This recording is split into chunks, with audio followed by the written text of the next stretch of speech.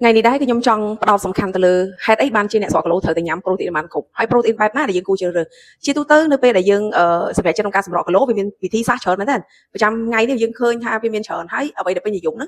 cái này dùng thôi fasting rồi con nẹt khác con cắt là bỏ ha sắm khăn na mui nơi không mà ngày bỏ con nó chành là ngày đâm bay con sọ calo tại ca thôi bài tí vì thôi riêng cài bao dương bắt bong sạch đồng đã thôi miền Paul Paul từ đó tham một pol riêng cài miền này dương soi chập hot chập ọc cả láng ấy chỉ đào dạដោយឡែកវិធីសាស្ត្រដែលខ្ញុំផ្ដោតសំខាន់គឺខ្ញុំផ្ដោតសំខាន់ទៅលើការផ្លាស់ប្ដូររបបអាហារទៅវិញដែលញ៉ាំបរិមាណប្រូតេអ៊ីនឲ្យបានគ្រប់ដែលធ្វើឲ្យរាងកាយយើងឆ្អែតបានរយៈពេលយូរមកអត់ទៅចេបចុកហ្នឹងហើយក៏ប៉ុន្តែការរើសប្រូតេអ៊ីនខ្ញុំញ៉ាំខ្ញុំឧទាហរណ៍ដូចប្រភេទសាច់សត្វដូចអីហ្នឹងគឺវានាំចូលមករឿង2 3ដែលរាងកាយយើងអត់ចង់បានហើយអ្នកស្រកគីឡូក៏អត់ចង់បានដែរដូចជាខ្លាញ់និងអាស៊ីតជាដើមអញ្ចឹង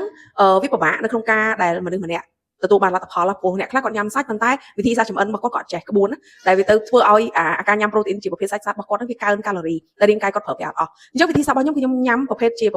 គេហៅប្រូតេអ៊ីនតែប្រូតេអ៊ីនពីសណ្តែកសៀងដែលវាមានកាឡូរីទាបហើយវាឆ្អែតបានយូររឿងដែលសំខាន់ណាស់អ្នកទាំងអស់គ្នាទទួលបានលទ្ធផលល្អមែនទែនស្រកគីឡូអត់មានភាពយាយធ្លាក់ក្មេងជាងវ័យសម្រាប់អ្នកដែលកំពុងចាប់អារម្មណ៍កម្មវិធីដូចដែលខ្ញុំកំពុងនិយាយហ្នឹងអ្នកទាំងអស់គ្នាអាចសួរលម្អិតបន្ថែមនៅខាងក្រោមវីដេអូនេះអរគុណ